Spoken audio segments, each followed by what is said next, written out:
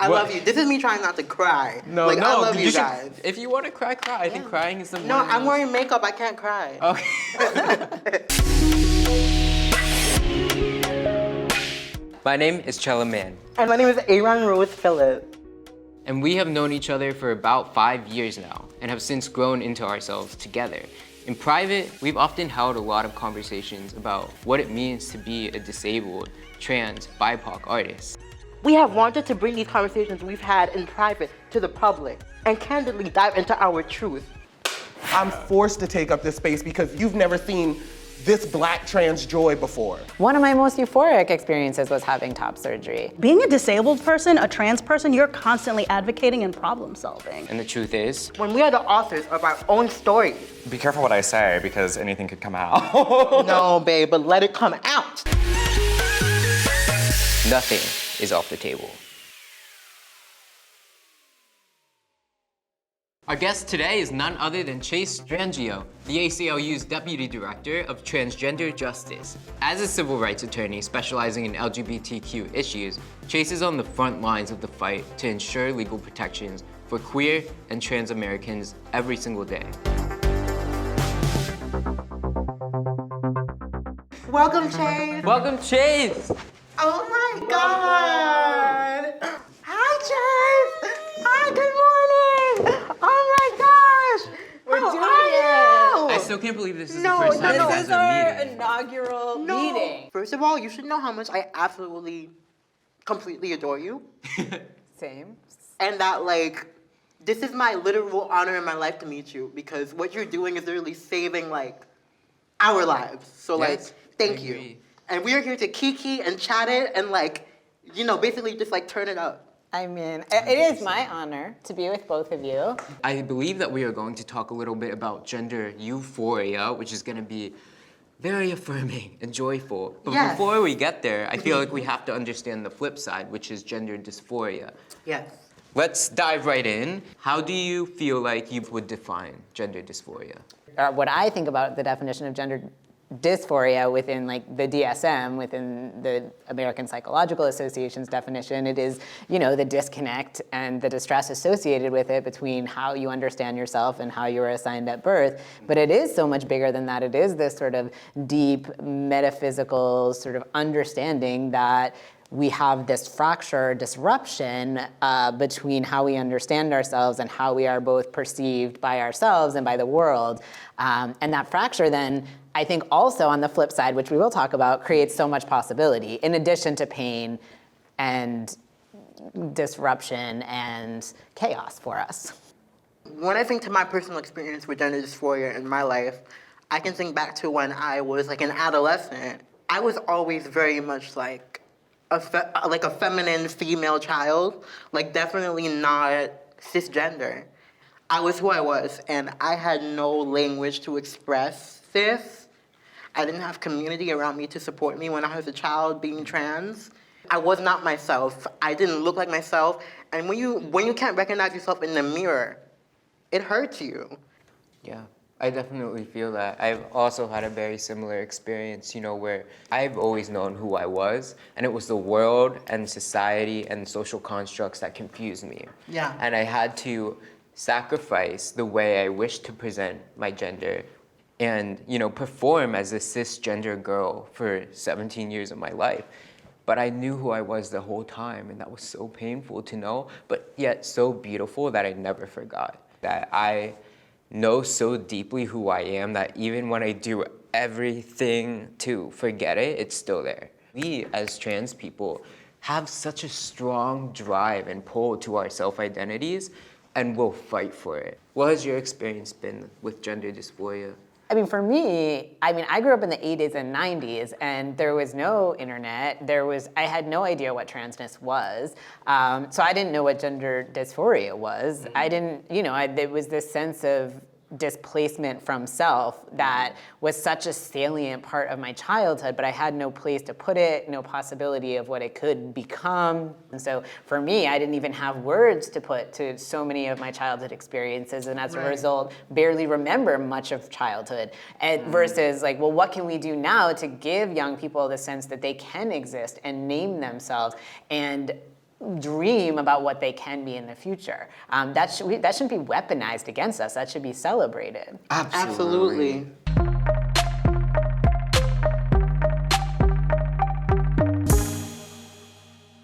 Speaking of celebrating our identity, we actually chatted with a gender-affirming healthcare provider. Let's take a look. My name's Nathan Levitt. I use he, him pronouns. I'm a family nurse practitioner. I work at Folks, providing gender-affirming care, hormone care to the trans and non-binary community.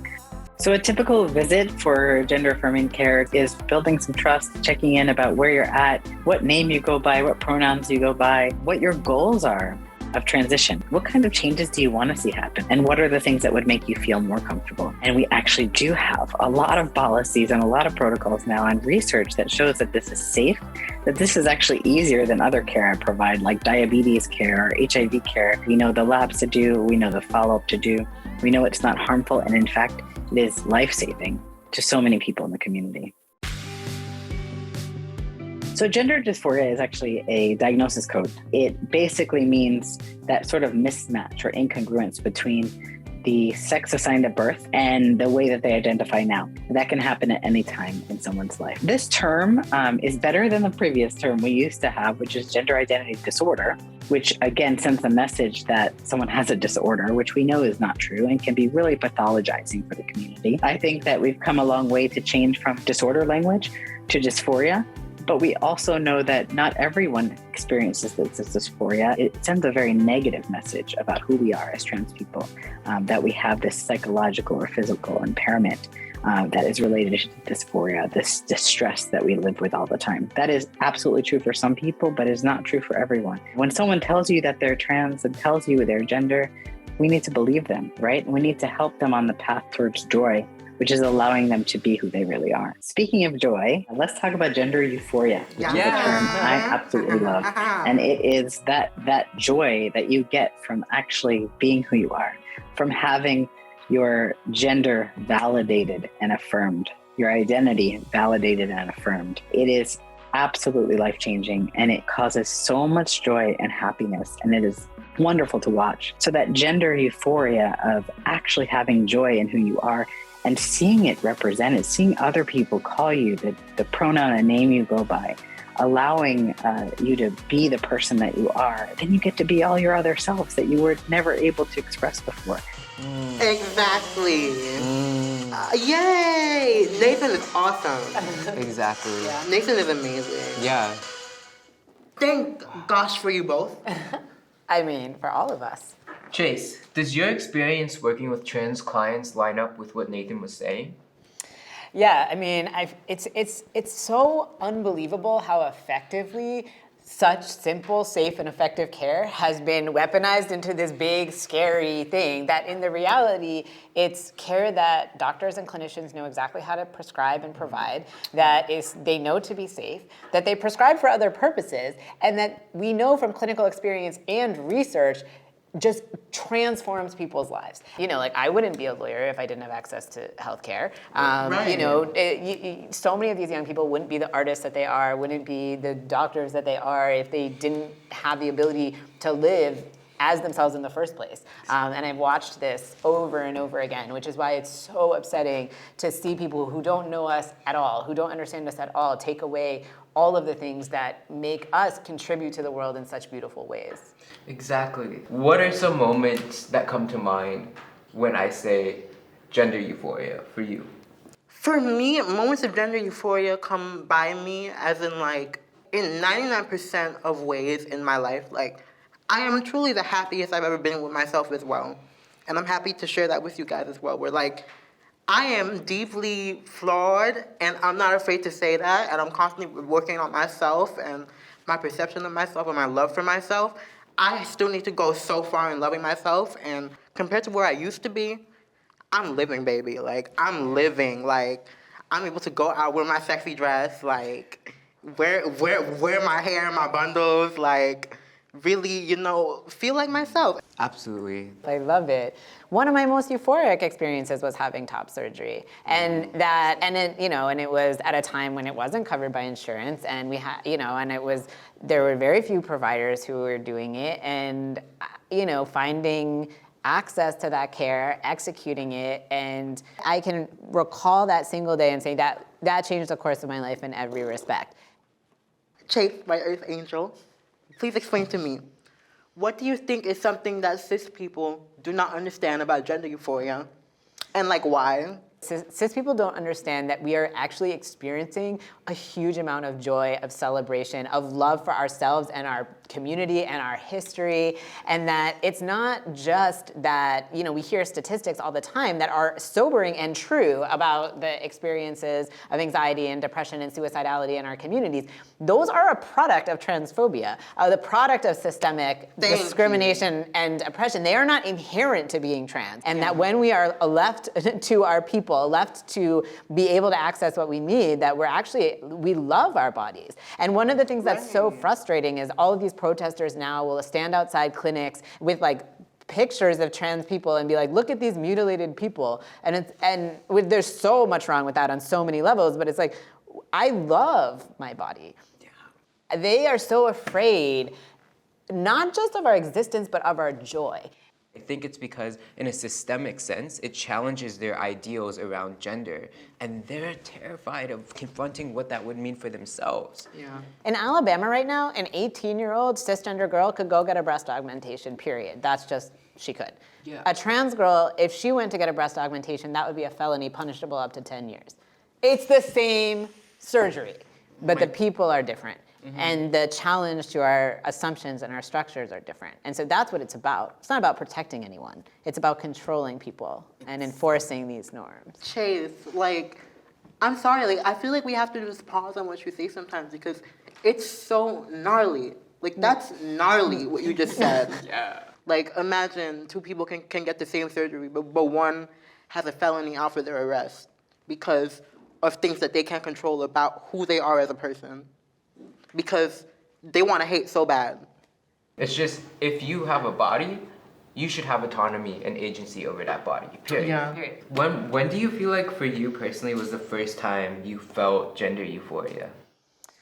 I think that I feel it so often now. The fact, it's just being able to wake up and just look at myself and not feel like I'm gonna spend the day trying to hide. Exactly. Exactly. I can agree with you. Yeah. And I used to avoid mirrors. I used to walk down the side of the street and avoid my reflection, maybe even avoid my shadow because of the outline of the way that my body looked. But now I am with you where I'm just I see myself, and that's so special, and I have people like you to thank for that, and people who, whether or not they understand, just respect the fact that we deserve to exist. Period. What about you, Aaron? Period, baby. My gender euphoria is being able to do whatever I want as a girl.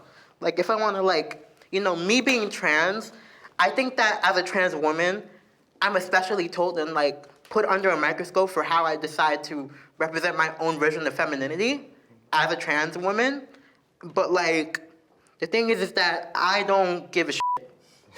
I do whatever I want at all times, which I'm happy to announce to you guys. I've been on hormones for a year now, and I'm feeling so happy, but That's amazing. Especially because I'm able to just, I have my base now and I can expand. I have my foundation because I'm gender euphoric. And with my foundation, I can expand as an empire of myself. Empire of yourself, I love it. We are gonna disrupt the notion of empire. We're gonna bring it inward. We're not gonna colonize.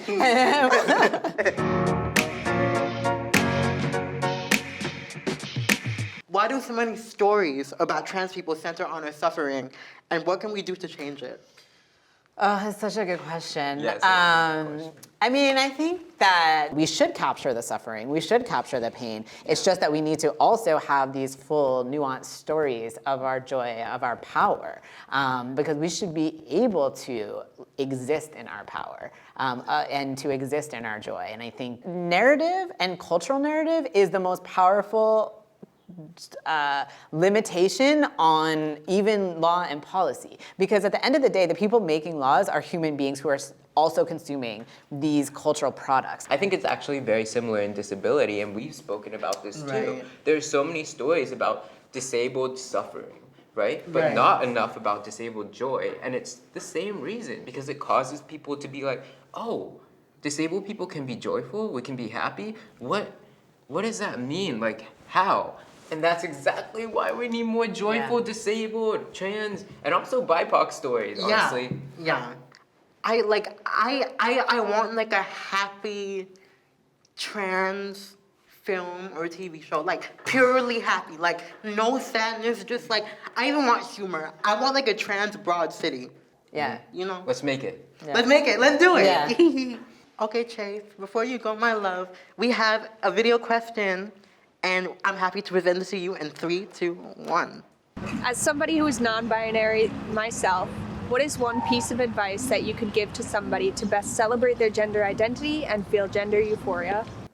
I've learned in life, and also I have been able to claim gender euphoria in a more tangible way, sort of by growing up and finding my communities, specifically online, of friends and supporters who like are of transness and who can relate to the trans experience, and just like talking to them. Like, when you're held by your community is when you can feel held by yourself and go deeper into what it is that makes you yourself in the first place. And it's also just about experimentation, I think, especially at a young age, like whether that's with your clothing or the way that you sit, you know, your mannerisms or your hair. I mean, I'm changing it up right now. Or even My Backstreet Boy. I love us on a parallel hair journey earlier when we both shaved our heads at the same time. Looking Really? so Yeah. good, both of you. Ooh. I shaved mine after you. I think you're my head shaving possibility model. Oh my gosh, I'm so That's honored. so I'm so hot. honored. And then I love yeah, it. that's you just work with it, and then that's euphoric to be like, I can try this. That's hot, guys. I I'm love so it. honored. Thank you.